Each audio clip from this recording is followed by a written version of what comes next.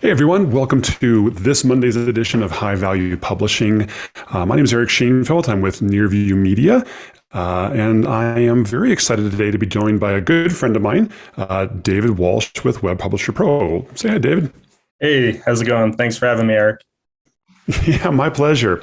I've known David for a long time. We worked together very closely, and he'll tell you a little bit more about himself here in a minute. But David and Web Publisher Pro are, frankly, they're one of only two web development companies that I ever recommend for publishers. But he's going to join me today to talk about a really neat model that he and I have been chatting about for several weeks now on the donation model. So little twists on the paid subscription model, but going down the donation route with a company called Berkshire Edge. So we'll dive into that here in just a little bit. A little bit of just a follow-up before we do this. First of all, if you are following us on YouTube or watching it on some other channel or a podcast, make sure go to nearviewmedia.com, sign up for our email newsletter. That'll give you notice of all of these sessions, any other stuff that we put out.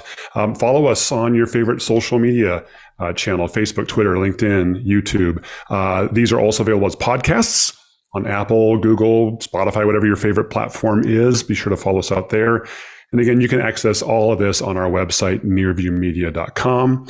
And I also want to give a special shout out again, as always, to What's New in Publishing and to Niche Media for republishing these sessions to their audiences. Great resources for any publisher out there if you want to check them out. One note on today's session, if you're here with us live, I apologize. Somehow the chat functionality is not turned on. So if you have any questions for David or me as we go through the session, just use the Q&A functionality, pop a question in there. We'll be monitoring those and we'll make sure to try to answer as many of your questions as we can. David, tell us a little bit about yourself and Web Publisher Pro and what you guys do, and then we'll move on. Yeah, sure. So Web Publisher Pro is primarily a WordPress development agency. So we build and manage websites on WordPress. We host those websites, and then we provide consulting services, which pretty much anything that is going to be under our discussion today with donation model or even with paywalls, even though that's not what we're focused on today, we'll help publishers with and launch those programs and strategize and work together with someone like Eric and kind of bring those to life and help make sure they're successful. Yeah. So we have a lot of clients in common, and I always find it fun to chat back and forth with David. We'll talk about strategies all the time. We get into more the nitty-gritty technical stuff as well, but it's a lot of fun, and David and his team really know what they're doing out there. So feel free to check them out at webpublisherpro.com, right, David? Yes, webpublishpro.com, and You can reach out through there, and happy to chat. Sounds good. So we're going to talk today about a publisher donation model as an alternative to a potential paywall. And our poster child for the day is going to be the Berkshire Edge. And the Berkshire Edge, I think they're up in the Berkshires in Massachusetts, correct? Yes, correct. Yeah. So I was doing some reading about this. I think there's only like 130,000 people who live in that geographical area. This is a kind of a regional publication, consumer regional, with kind of news, current events, almost like a CRMA, City Regional Magazine type publication, but specifically for the Berkshires. And David, why don't you tell me a little bit about kind of how you got started with these guys and then how the membership model came to be. And then let's talk a little bit about how the membership model differs from a normal subscription / paywall model. Yeah, I've been working with the Berkshire Edge for a long time. They actually, when I started Web Publish Pro, were one of the first clients to start working with me. So I'm grateful for the longevity in that relationship. They're an interesting community because, as you pointed out, it's not a large community. There's also a lot of people that own second homes there. They come from New York or Connecticut. They put out a lot of very good in-depth content. So they have a really loyal readership. They do have some competition in their market. But the loyal readership behind the Berkshire Edge seems to really support them. And if they ever held events or when they would do, audience kind of engagement type work, they would get a really good response. So it was very important not to the publisher, not to paywall the content.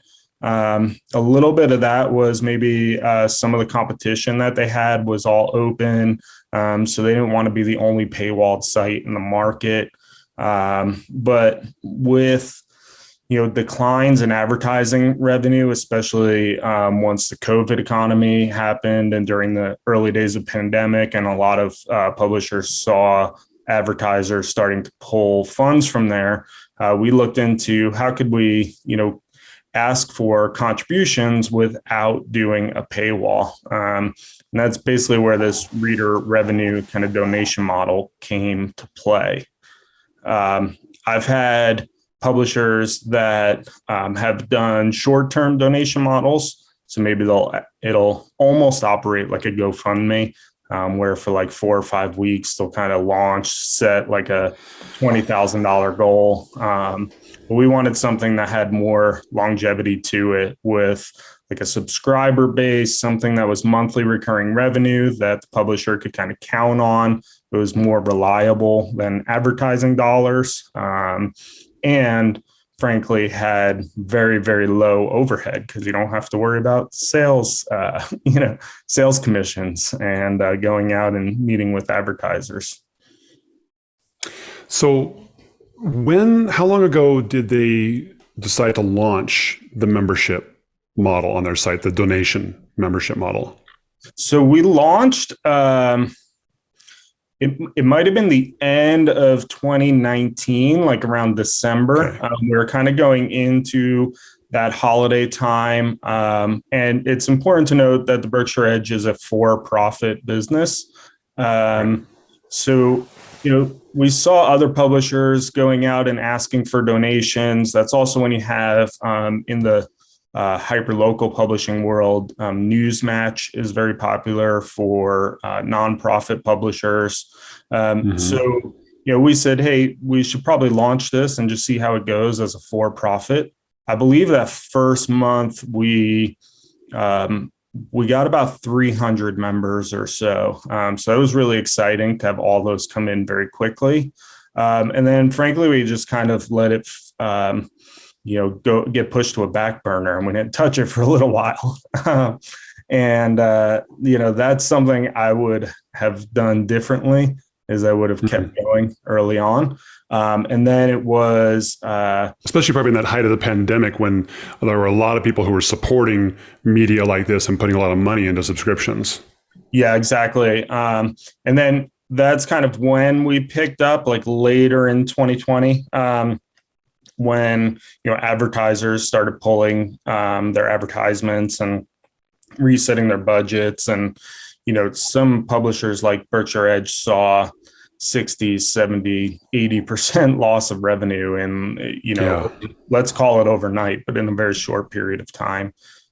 So that's when we really ramped this up and started putting out a lot of really strong messaging about like supporting the community, supporting the Berkshire Edge, the work that was done there. The publisher made a commitment to keep going no matter what, even with advertising dollars drying up. They were going to support this and move it forward no matter what. And readers really started donating and, helping to support it with basically the open model with, I don't want to say nothing in return, but it was really out of goodwill and just supporting their community publication. So just so we may set the context for everybody here, how many paid subscribers or members does Berkshire Edge have now, and about what annual revenue does that equate to? Yeah, so right now we have about 1,600 paid members, and that has been very steady. So at any time, we might plus or minus only about 10 members. So that's a nice steady number. It is an average of about a little over $6 a month per reader. So we're, I believe it's about 115,000 in revenue or so. We do get some people that sign up and pay a membership and then deactivate it right away because they want to just make a small donation, but they don't want it to, Okay. be a recurring charge. So yeah, it's about 115, 120,000 that we'll see. And as you And realize know, that this is a relatively small publication in a small market, right? So I mean, some people are going 100 grand in subscription revenue. That's not all that much, but that's actually pretty significant, I would imagine, for an operation of this size. yeah, so that's important to note that it's a small community. So they have about 82,000 monthly readers. So the 1,600 members is about 2% of the audience. There's been a lot of research that has gone into reader revenue and even paywall models by people like the Membership Puzzle Project and Columbia Journalism Review that generally say 1 to 3% of your audience is a target goal. So That's we're the number right. I typically use. Yeah, and we're right at 2%, almost exactly. It's like 1.97. Our goal is over the next 6 months to get up to 3%, which would be about 2,500 members. That'll be a significant jump to about 180,000 a year. Keep in mind, as you said, this is a small publication, so their advertising dollars that they were running this publication on were only about 100, 120,000 a year. So now we built up this membership model that one entirely replaces that, or two doubles the revenue of a very small company. Right. So a couple of questions I have for you on this. One, I wanted to just point out, I love kind of the positioning here. And this seems to be kind of a message, the free to read, but not free to produce. This seems to be kind of a message that Berkshire Edge has kind of sprinkled throughout all their marketing, all the promotions for this. Was this an intentional decision to go down there, or it just kind of came about, or what? The publisher, Marcy, said that at some point or wrote it in a letter. And when we used it on the first email, kind of unknowingly, we had just an absolutely incredible open rate, click-through rate, and conversion off it. I mean, off the charts numbers on those. And, it jumped out and just became our kind of our song from then on out. And we've put it on everything since. It's a great message. It converts extremely well. Now, does Berkshire Edge have a print publication that goes with this, or is it online only? So they were online only, and now they have a print publication that they do as a quarterly publication. It's called Out and About Magazine. Okay. So it is they call it an online magazine, but they print it quarterly, and then it's free. They leave it in places around town, and the interesting thing about that was the membership revenue helped them be able to focus some resources on putting that together, and they've been profitable on that since the first run. So then they were online only. They launched the donation membership model. They built that to about 1,600 paid subscribers in a relatively small market of only like 140,000 people. And then they launched the print off of that. Do you think that this could work? I mean, because there's a lot of magazines out there that have an existing kind of print subscription as well. Do you think this could work for a more traditional kind of publisher who has a print subscription and is thinking about going to paywall model? Yes, absolutely. So Berkshire Edge is kind of our flagship case study that we use, and we love to show people. But we have other publishers that have launched this. One in particular that comes to mind is Bethesda Magazine. So very traditional CRMA type publisher, launched had a very successful magazine, went digital through some acquisition, launched very successful digital platform, went to a membership model, and they do extremely well. They also, being in, again, an affluent area, and you'll notice on the pricing, because they have a print component that has a higher subscription fee, their monthly amounts that they charge are also a lot higher. So your typical monthly amount on Berkshire Edge is $5 a month, $60 a year. That's like 90% of their subscribers. You can see on Bethesda Magazine, they're $10, $15, or $25 a month. And then they do offer a one-time donation model as well. So if you want to do them out. And that's then really slick. Okay, so what percent of the folks coming in are doing a monthly versus an annual? If you know that. I don't know the exact percent. I have some of the numbers, but the $60 a year, $5 a month are the overwhelming majority. So I believe that altogether that is, let's see, I got over here, about 1,300 to 1,400 members are doing that $5 a month or $60 a year. The majority are doing $60 a year. I have that as a note that if this, and you and I have talked about this before, if this was something that we kind of started over from the beginning, knowing what we know now, I would have just went with one tier. So I would have done $60 a year, $5 a month. I would not have offered the other tiers. And as you have said to me, Amazon only has one price. They don't have all these different tiers. There's only one price for Prime. There's only one place for there's only one price for Spotify, unless you get the family plans and that kind of stuff. But that's kind of rare. Yeah, we talked about that. I thought one of the interesting pieces of this was that at your higher level options. Now, granted, not many people are taking you up on these higher level options, but I did like the fact that they positioned, hey, if you sign up for one of these, you can get some free advertising for your favorite Berkshire nonprofit. So I kind of thought that was kind of cool. So it wasn't, hey, I'm going to buy this and get free advertising as a realtor or a local business, but it's specifically for nonprofits. So someone could subscribe and then they could basically donate some advertising to one of their favorite nonprofits. I thought that was a kind of a neat way to bring the community together a little bit as well. Yeah. And so one thing we found out early on was that like offering any kind of merch doesn't really have any benefits. So like printing hats or bags or coffee mugs, no one really cared about that stuff. Yeah. So this was the publisher's idea to offer the free advertising. We noticed some things like you might get a local nonprofit and then all their board members join to get some free advertising, which is totally fine. It also puts you in touch with the board of a local nonprofit, which is nice. And these aren't always utilized, but when they are, the publisher's happy to run the ads.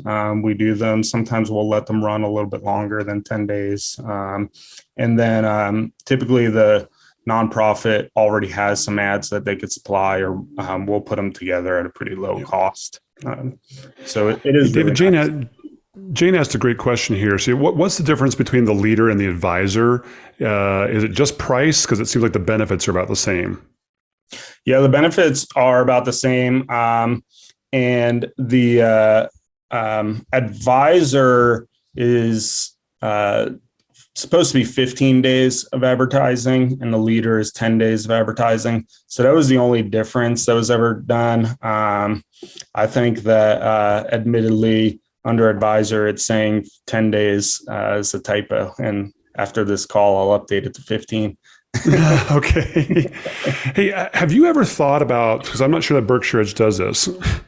So now granted, there's no login here. So when you donate, there's no login on the site. So that is one nice thing from an implementation standpoint, in that there is no paywall. You don't have to maintain user accounts and have user logins. This is literally just a financial transaction, right? Yeah, correct. Technically, we use Memberful for this. So, technically they could log in and update credit card information, but there's no way to do that on the site. The only thing we ever offer that login information for is we do a lot of remarketing to people whose credit cards have expired or they canceled the membership for any reason. So we'll typically send them an email that just says, thank you for your past support. Please continue, consider joining again. This is how you could log into your account, update your credit card. But it's all done through Memberful, which is an extremely easy to implement system. And, really, we would be platform agnostic. So MemberPress is another good one. WallKit, we have some publishers use. It could be any of those. You could just do any one of those paywall systems. You could do it through. And we've used. I mean, you and I together, we've used WooCommerce, Subscriptions. We've used Memberful. We've used MemberPress. We've used. Heck, you could even do it with Piano, but I think that'd be overkill. But one of the questions that I had here as I dive in is, are there any other member benefits that you guys are looking at with here? And then once you answer that, I want to dive into what kinds of markets we think this might work in the best. Yeah, so it's actually very fascinating because people always ask me, they're like, that's it? Like, what else do they get? What are the other member benefits? And we started out kind of early on, we thought about offering like coffee with the editor, and like the editor would go to a local coffee shop and say, I'll buy all the coffee for an hour. And, you could ask questions or hang out. It's actually a cool idea. They had turnout, but then eventually it was kind of like, we're getting 1,600 members and 20 people show up. It's not many people really care. And I've also launched in another market. We did ad-free viewing. So we thought about, hey, if you're a paid member, you can avoid seeing all the advertising. They do a lot of programmatic ads. So the idea was any programmatic revenue we lose, we would gain back from paid subscribers. Again, it doesn't seem to have any actual like impact in additional sales. I haven't seen anything with that said, hey, this is a huge benefit, we should offer it. So just keeping it very simple. We convert most people from emails. So the publisher will write emails that just say, end of the year, maybe with that coming up, we'll put together an email that says, hey, these are 5 most read stories or 10 most commented stories of the year. Check them out, get a recap of what happened and what we covered. If you want more coverage like this, continue contributing.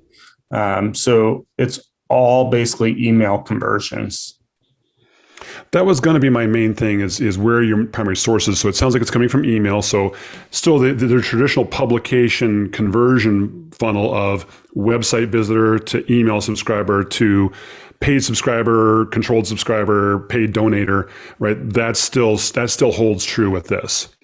Yeah, absolutely. And it's absolutely critical to building membership model is having a really strong email list and presence. So they keep their actual daily email pretty simple. They put in a couple ads, about 10 pieces of content, a couple of featured events that might be coming up. But then we send out these email solicitations. We have a really good strategy with that I've kind of developed over this year, particularly. We used to write individual emails every time we did an ask for contributions. And it was very burdensome for the publisher.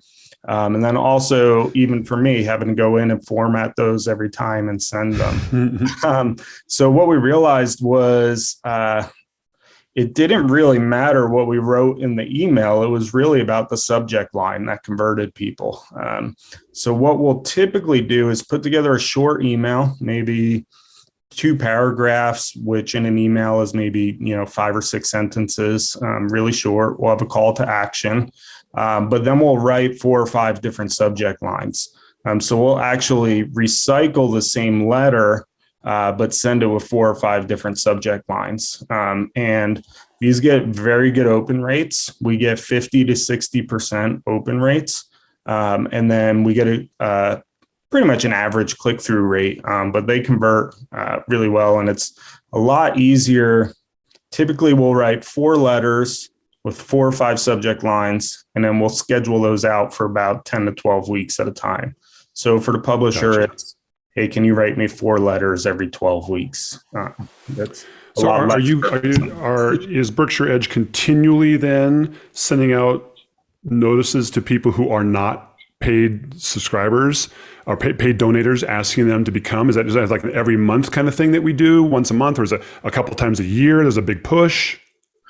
So we were doing it a couple times a year as a big push, and now we're just doing it on a more ongoing basis. So we'll write these letters, we'll schedule them out about 12 weeks at a time, and we'll usually send one a week.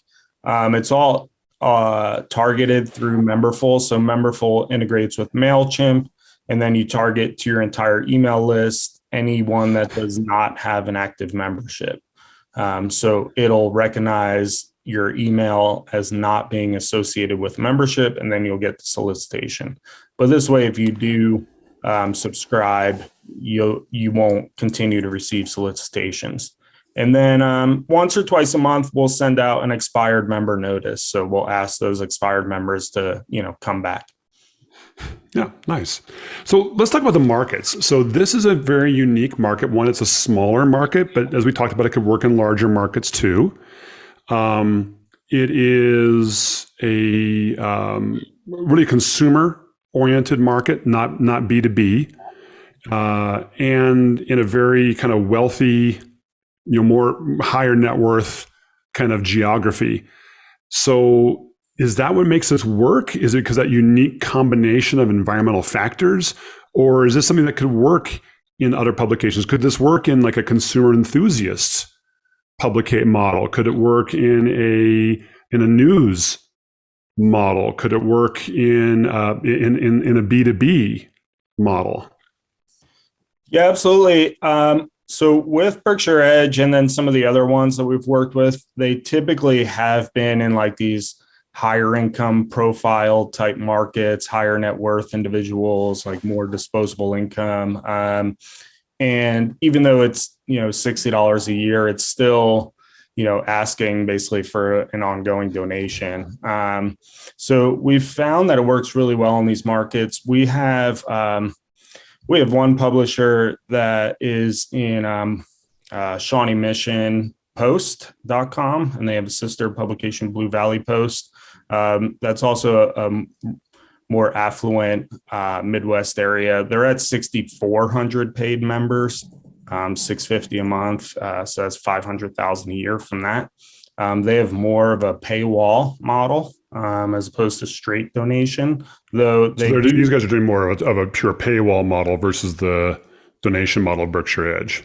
Yeah, it's a little bit more like a hybrid because they do give their most recent post away for free. And, so you could go back and kind of refresh the site 5 times a day and see the most recent post if you want, which drive their traffic numbers up. We have another publisher outside of Seattle, and they're another small publication. It's really like run by 2 people, and they're about $6,000 a month, so about $72,000 a year in membership. But once again, that's outside of Seattle. It's an affluent area. We're working with a publisher that's in more of a rural, blue collar type community, and we're having some trouble getting it off the ground. So we're trying to find the right messaging, the right fit for that. But that is also telling me some things about the donation model, that maybe a paywall model might be more appropriate if you want to limit that.